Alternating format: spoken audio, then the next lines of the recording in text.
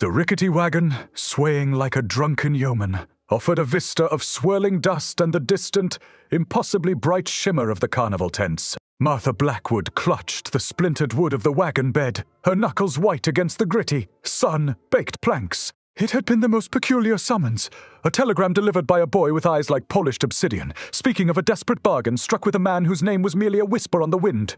And now, the air itself seemed to vibrate with an expectant, unsettling hum, a prelude to something vast and unnatural.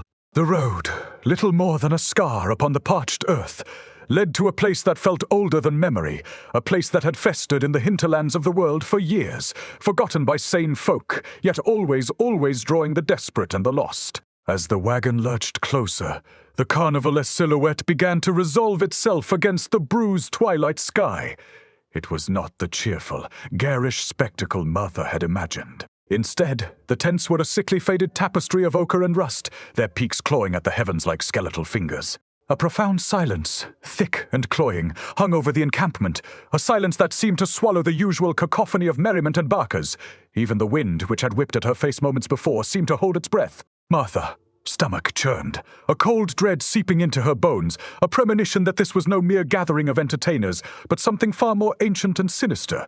She noticed him then, a shadow detaching itself from the deeper gloom beneath a tattered canvas. He was tall, impossibly so, and moved with a peculiar jerky gait, like a marionette whose strings were being manipulated by an unseen clumsy hand. His face was obscured by the brim of a hat that seemed to absorb all light. But Martha felt his gaze, a palpable weight that pressed against her very soul. He beckoned, a slow, deliberate gesture that sent a shiver tracing a path down her spine. Her cat, a sleek, obsidian creature named Nyx, who had been a silent passenger, uncurled herself from Martha. Slap, her emerald eyes wide and fixed on the approaching figure. A low, guttural growl rumbled in Nyx's chest, a sound Martha had rarely heard, a sound of primal fear and loathing. The man stopped a few paces away, and Martha finally caught a glimpse of his face. It was a mask of pale, stretched skin, stretched taut over sharp, avian features. His eyes, when they met hers, were like chips of obsidian, devoid of any warmth or light, yet burning with an unsettling intensity. He spoke, his voice a dry rustle of dead leaves. "You are Martha Blackwood. The bargain is struck. You have come for the prize." Martha felt a tremor run through her, a disquieting echo of the telegram's cryptic promise, the prize. What prize could possibly be worth venturing into this desolate, haunted place? The air grew colder, and the sickly sweet scent of decay, masked by an incongruous perfume of stale popcorn and something metallic, assaulted her senses. He gestured towards the largest tent, a monstrous edifice that seemed to pulse with a faint, internal luminescence. "The games begin at 2200 hours. Do not be late. The proprietor is most particular about punctuality." The words, delivered with a chillingly casual air, settled like frost upon Martha. Spirit, 2200 hours, the proprietor. A name that was not spoken but implied a vast, unseen entity that presided over this macabre theater. As the man melted back into the shadows, Martha felt a growing certainty that she had stepped across a threshold, leaving behind the world she knew and entering a realm where sanity frayed, and the very fabric of reality seemed to unravel at the seams. Nyx, sensing her mistress, disquiet, pressed against her leg, a small but comforting weight against the encroaching dread. The interior of the grand tent was a blasphemy of faded velvet and tarnished gilt, a parody of opulence that reeked of damp earth and something akin to stale blood. Cobwebs, thick as shrouds, draped the sagging poles, catching the scant light from a few flickering oil lamps that cast dancing, elongated shadows. The air was heavy, pregnant with an unspeakable tension, and Martha felt as though she were breathing in the accumulated despair of 1,000 lost souls. Nyx, usually fearless, remained plastered to Martha's side, her fur bristling, her low growl a constant, unnerving presence. The proprietor had not yet appeared, but his absence was more terrifying than any overt display of menace. A slow, deliberate clapping began from the far end of the tent, a sound that echoed with an unnatural resonance. Martha's gaze snapped towards the noise, her heart hammering against her ribs like a trapped bird.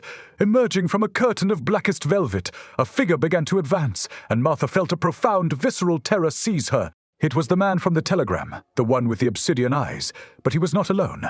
Behind him, shuffling and stumbling, came a procession of figures, each more grotesque than the last. They were the carnival's performers, or rather what had become of them.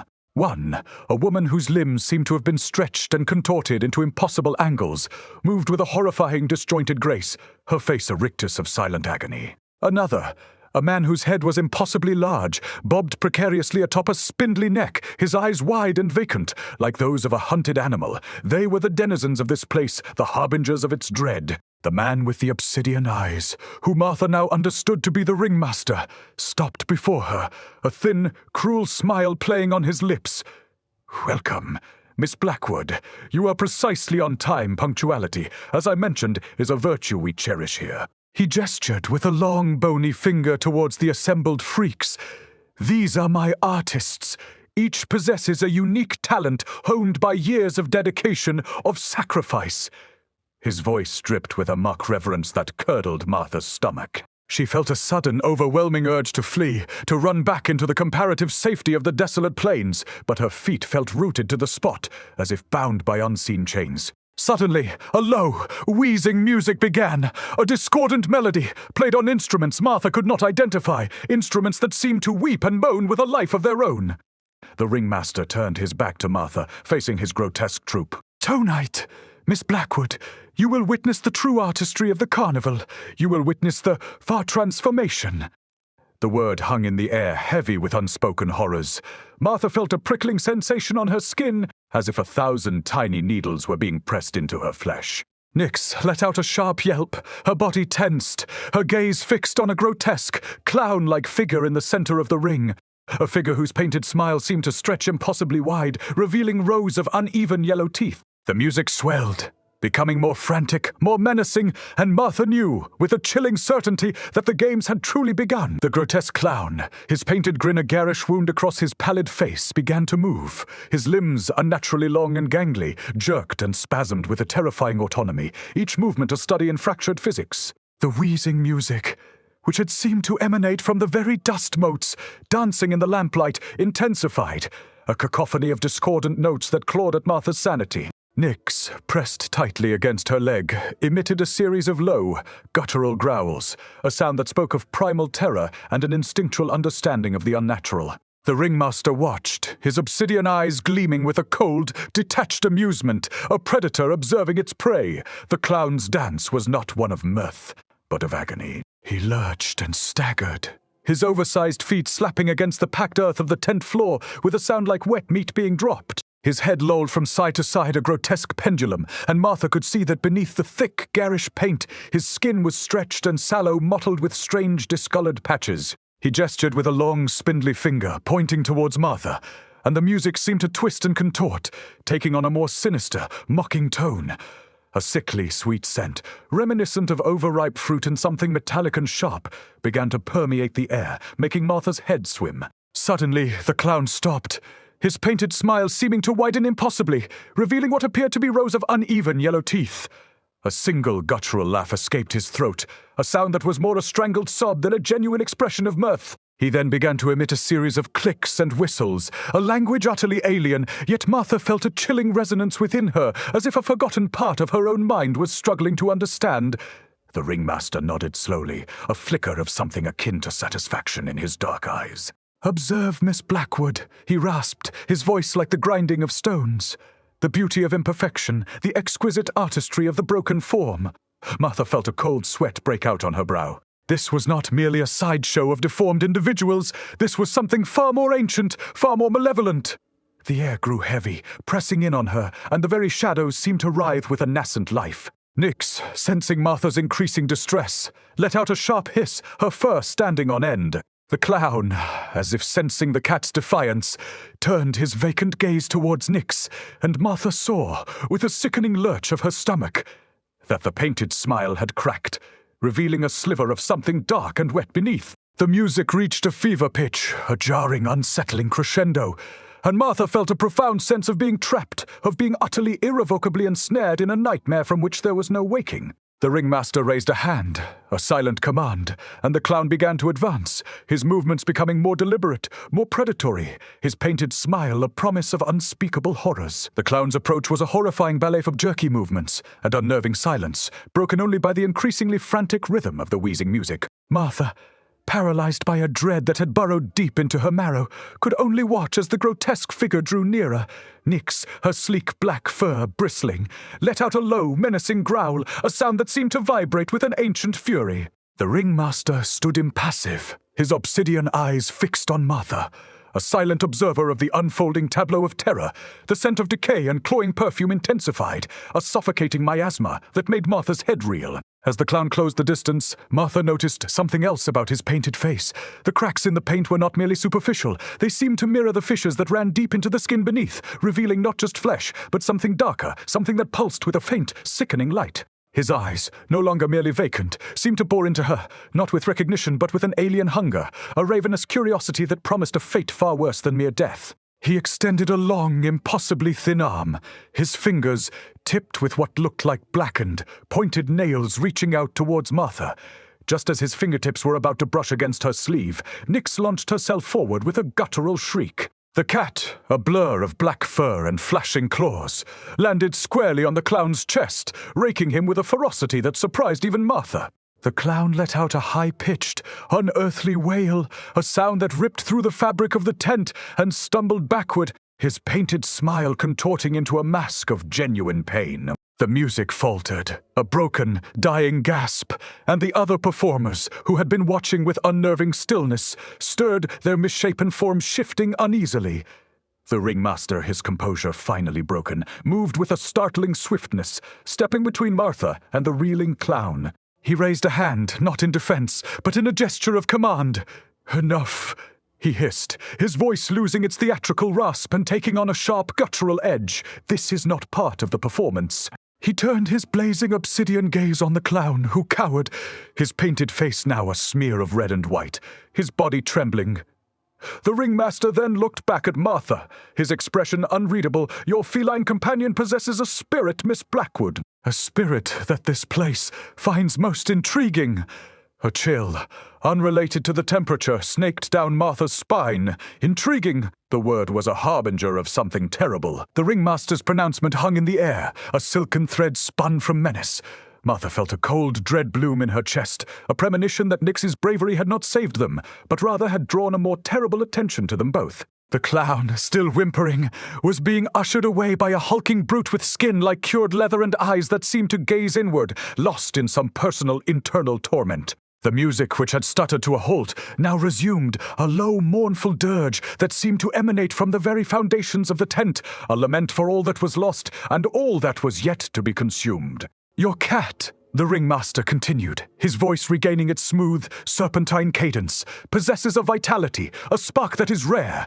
This carnival thrives on such essences. The proprietor finds such qualities stimulating, a rare vintage, if you will." He gestured with a languid sweep of his hand towards the vast shadowed expanse of the tent, where unseen mechanisms whirred and clicked with a disquieting regularity. "We offer experiences, Miss Blackwood, not merely spectacles, and you, it seems, have brought a particularly potent specimen." Martha's breath hitched. The proprietor, the unseen entity whose whims dictated the fate of these broken souls. She felt Nyx tense beneath her hand, the cat's claws digging slightly into her worn wool skirt. Nyx's emerald eyes, usually filled with a calm intelligence, now blazed with a fierce, protective light, fixed on the ringmaster with an unwavering intensity. It was a look Martha had seen before, only when her beloved companion sensed genuine danger, a danger that went beyond mere physical threat. This was something primal, something ancient, and Nyx seemed to understand it on a level Martha could only dimly perceive. The ringmaster's smile widened, revealing more of those unnerving, uneven teeth. "Do not fret, Miss Blackwood. We are not barbarians. We are artists, curators of the extraordinary. Your feline friend will be appreciated." A single elongated shadow detached itself from the deeper gloom at the far end of the tent, moving with a slithering grace that sent a fresh wave of ice through Martha's veins. It was not human, not entirely. It moved too low to the ground. Its form indistinct, yet Martha felt an overwhelming sense of ancient power radiating from it.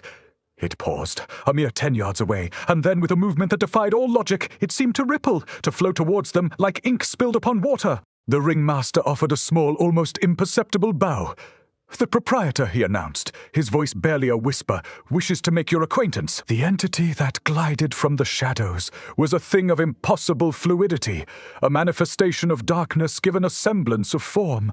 It moved with the silent, inexorable grace of a phantom tide, its shape constantly shifting, coalescing, and dispersing like smoke caught in a draught. Martha could discern no distinct features, no eyes, no mouth. Only an oppressive, palpable presence that seemed to drain the very warmth from the air. Nyx, usually so bold, let out a choked yowl and pressed herself so tightly against Martha's leg that Martha could feel the rapid thrum of her heart against her own. This was not an animal, not a man, but something far older, far more alien. The ringmaster, whose own darkness seemed to pale in comparison to this new arrival, bowed his head almost to the ground. "Esteemed proprietor," he murmured, his voice hushed and reverent, a stark contrast to its earlier theatricality. "We have a new acquisition, a creature of remarkable spirit." The entity pulsed, a subtle ripple passing through its form, and Martha felt a pressure in her mind, a gentle but persistent probing, as if an unseen hand were sifting through her thoughts. It was not invasive, not yet, but the sheer alienness of the sensation was deeply unsettling. It felt like being observed by an ancient, indifferent god, a being that perceived her not as an individual, but as a fleeting curiosity. Then, a sound not spoken, but felt, resonated within Martha's skull. It was a low, resonant hum, a vibration that seemed to bypass her ears and directly impact her consciousness. It conveyed a sense of profound age, of vast, lonely eons spent observing the ephemeral struggles of lesser beings. The proprietor, Martha realized with a chilling certainty, was not merely interested in Nyx. It was interested in Nihuri, in the essence that produced such a creature. The entity flowed closer, its amorphous form seeming to elongate, to reach out like tendrils of shadow. The air around it grew colder, and Martha could almost taste the frigid vacuum of space on her tongue. A single, sharp bark, startlingly loud in the oppressive silence, erupted from Nyx. She darted forward, not at the proprietor, but at a tattered, discarded costume lying near the tent's edge, a jester's motley rendered in faded, dusty hues. She began to furiously bat at it, then to claw and tear at the fabric, a sudden, inexplicable frenzy seizing her. The proprietor seemed to momentarily pause, its form quivering as if in surprise. The ringmaster watched, a flicker of something unreadable in his eyes. Martha seized the distraction, her mind racing. Nyx was not acting out of fear, but out of a desperate, instinctual attempt to forshti, to subvert. The proprietor, it seemed, fed on more than just vitality. It fed on attention, on focus. And Nyx, with her wild, seemingly random act of destruction, was deliberately breaking its gaze. The proprietor's attention, momentarily fractured by Nyx's frantic assault on the tattered jester's costume, seemed to snap back, its amorphous form quivering with a renewed, focused intensity. The probing in Martha's mind ceased, replaced by a silent, chilling observation that felt far more deliberate, far more predatory. The ringmaster, his gaze now fixed on Martha, offered a thin, almost imperceptible smile, a gesture that spoke volumes of his understanding of the proprietor's desires. He knew Nyx's act was a desperate gambit, a fleeting distraction, and he seemed to relish Martha's predicament. "Your companion," the ringmaster's voice, now a silken whisper that seemed to coil around Martha's very soul, demonstrates a singular spirit, a defiance that is, shall we say, shell-mulating. He gestured towards Nyx, who had ceased her destructive frenzy, and now stood panting, her emerald eyes wide and fixed on the proprietor, a low growl rumbling in her chest. The proprietor finds such spirited resistance most appealing. It enhances the flavor, you see. Martha's blood ran cold. Flavor. This ancient entity did not merely consume life, it savored it like a connoisseur of rare vintages. The proprietor pulsed, its shadowy form seeming to expand, to engulf the very air around it. Martha felt a distinct wave of heat radiating from it, not the comforting warmth of a hearth, but the searing heat of a furnace, a heat that promised to consume and utterly annihilate. A faint metallic tang, like that of old blood, prickled at the back of her throat. It was the scent of this place, the scent of its sustenance. The ringmaster continued, his voice laced with a cruel amusement. "It has decided, Miss Blackwood. It wishes to experience your companion." Martha's breath caught in her throat. Experience! The word was a euphemism, a delicate veil draped over a monstrous reality. She felt a surge of protective fury, a primal instinct to shield her beloved Nyx from this unspeakable horror. But what could she do? The proprietor was an entity of pure, ancient power, and the ringmaster, its earthly agent, possessed a chilling authority over this domain. Nyx, sensing Martha's terror, pressed herself against Martha's hand, a silent plea for reassurance. Martha, her own fear a cold, hard knot in her stomach, forced herself to meet the ringmaster's gaze. "And what?" she asked, her voice surprisingly steady, though it trembled on the edge of breaking, "is the price for this experience?" The ringmaster's smile widened, revealing the full, unsettling expanse of his uneven teeth. "A trifle, Miss Blackwood, merely your own continued presence." The ringmaster's words landed like a physical blow, stealing the very air from Martha's lungs. Her continued presence, a trifle. The implication was a chilling abyss, a promise of a fate more desolate than any she could conjure in her wildest nightmares. She felt Nyx tremble, a small, terrified tremor that resonated through Martha's own body. The proprietor, a silent, pulsing void of malevolence, seemed to draw closer, its indistinct form radiating an aura of profound antiquity and an insatiable hunger. The metallic tang in the air intensified, a coppery promise of what was to come. Martha's mind raced, desperately searching for an escape, a loophole, a weapon against this tide of encroaching dread. The ringmaster watched her, his face a mask of detached amusement, as if witnessing a particularly pathetic specimen struggling in a spider's web. He knew she was trapped, that her options were as barren as the plains outside. The other performers, the broken, twisted souls of this macabre carnival, remained still, their vacant eyes fixed on the unfolding scene, silent witnesses to a ritual they undoubtedly understood all too well. They were the proof, the living testament to the proprietor's power and its insatiable appetite. Then, a flicker of memory, sharp and sudden, pierced through the fog of her terror, the telegram, the desperate bargain. It had spoken of a prize, something for which Sufachi had been summoned, not Nyx. Oh, the ringmaster had mentioned her own presence as the price, but had he spoken of the Suriwezen for her presence? Had she been brought here as a sacrifice, or as a participant in something far more complex? Her gaze swept over the ringmaster, then to the pulsating proprietor. They were focused on Nyx, on the exquisite vitality she possessed. But had they overlooked the source of that vitality? Had they underestimated the spirit that birthed such a creature? A desperate, audacious thought began to take root in Martha's mind. If the proprietor fed on essence, on vitality, then perhaps, just perhaps, it could be sated, or perhaps it could be distracted. The jester's costume, the object of Nyx's frenzied attack, lay nearby, a forlorn testament to a forgotten joy. Martha's gaze fell upon it, then shifted to the ringmaster, and a reckless, dangerous plan began to form. The proprietor craved novelty, it craved essence. What if she offered it something different, something that wasn't merely life, but a memory, a ghost of a sensation, an echo of a forgotten joy? The idea was a wild gamble, a last-ditch effort against an overwhelming force, but it was all she had. With a surge of desperate resolve, Martha moved. It was not a flight, but a deliberate, calculated step towards the tattered jester's costume. The ringmaster's eyes narrowed, a flicker of surprise crossing his impassive features. The proprietor, however, seemed to pause, its pulsating form exhibiting a subtle, almost imperceptible shift. The probing sensation in Martha's mind returned, more tentative now, as if assessing this unexpected deviation from its intended feast. Nyx, sensing Martha's intent, remained frozen, her emerald gaze flicking between her mistress and the shadowy entity. Martha reached the costume, her fingers brushing against the faded, dusty fabric. It smelled of something long forgotten, something beyond the pervasive scent of decay and metallic tang. It smelled of old laughter, of spilled ale, of a world that was vibrant and alive, a world utterly alien to this place of perpetual twilight and despair. She picked it up, holding it out, not towards the proprietor, but towards the ringmaster. "This," she said, her voice ringing with a newfound strength that surprised even herself. "This is also essence. This is memory. This is joy, long past perhaps, but potent nonetheless." "A foolish gesture, Miss Blackwood. The proprietor craves the raw, the vital, not the faded echoes of a life long extinguished." But even as he spoke, Martha saw a subtle flicker in the proprietor's form, a slight hesitation in its inexorable advance. It was as if the sheer novelty of the offering, the unexpected divergence from its predatory focus, had momentarily arrested its attention. Martha, emboldened, pressed on. She unclasped the small, tarnished locket she wore around her neck, a relic from her childhood, and held it aloft, its dulled surface catching the meager light.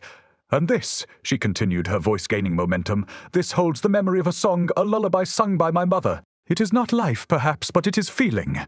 It is love. She saw it then, a faint, almost imperceptible ripple pass through the proprietor's shadowy form, a tremor that was not of hunger, but of something akin to curiosity. The metallic tang in the air seemed to recede, replaced by a faint, almost ghostly sweetness. The proprietor, for the first time since its appearance, seemed to be observing not just the potential meal, but the offering itself. The ringmaster watched, his expression a complex mixture of frustration and grudging fascination. He had brought Martha here for her cat, for its vital essence, but she was offering him something far more abstract, something that challenged his very understanding of sustenance. The proprietor pulsed, a slow rhythmic beat that seemed to echo the faint thrum of Martha's own heart. It was considering. It was pondering faint. And in that moment of indecision, a sliver of hope, fragile yet persistent, began to dawn within Martha's soul. The proprietor's pulsing slowed, the oppressive heat radiating from its form dissipating like mist under a hesitant dawn. The probing in Martha's mind ceased entirely, replaced by a vast, silent contemplation that felt less like hunger and more like an ancient, weary curiosity. The ringmaster, his theatrical veneer cracking under the strain of this unexpected turn, shifted his weight, his obsidian eyes darting between Martha and the amorphous entity. Nyx, sensing the shift, finally relaxed her tense posture, though her emerald gaze remained fixed on the proprietor, a silent sentinel of vigilance. Martha held her breath, clutching the jester's costume, and her locket, the tangible anchors of her desperate offering. She had gambled on the proprietor's alien nature, on its potential for something beyond mere predatory instinct. She had wagered that an entity that had existed for eons, that had witnessed the rise and fall of countless worlds, might possess a capacity for something other than the simple consumption of life. And in its momentary stillness, in the subtle ripple that had passed through its shadowy mass, she had seen a flicker of recognition, a response not of hunger, but of a vast cosmic weariness.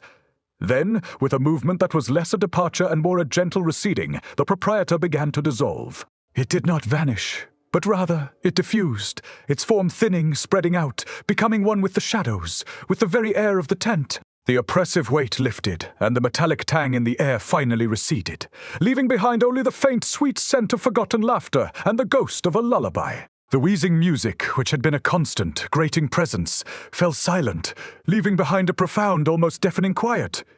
The ringmaster straightened, his theatrical smile returning, though it now held a brittle, forced quality. "An unusual negotiation, Miss Blackwood," he stated, his voice regaining its rasp, though it lacked its former conviction. "The proprietor is discerning. It rarely accepts such abstract sustenance. You have proven yourself resourceful." He gestured vaguely towards the now empty space where the proprietor had been. "The bargain, however, remains. Your presence here has been noted, and your companion's vitality has been acknowledged. But the proprietor's appetite is ever present. It will remember." Martha felt a profound exhaustion settle over her, a weariness that seeped into her very bones. She had survived for now. Nyx nudged her hand, a small, comforting gesture of reassurance. The ringmaster offered a curt nod. "The road back is the same as the road here. Go, Miss Blackwood. And remember, the carnival always returns." With that, he turned, melting back into the shadows from whence he came, leaving Martha and Nyx alone in the vast, silent tent. The silence now a heavy, echoing testament to a horror narrowly averted, and the unsettling knowledge that some appetites once awakened are never truly sated. The rickety wagon awaited, a promise of escape, but the imprinted memory of the proprietor, the weight of its ancient gaze, would forever remain.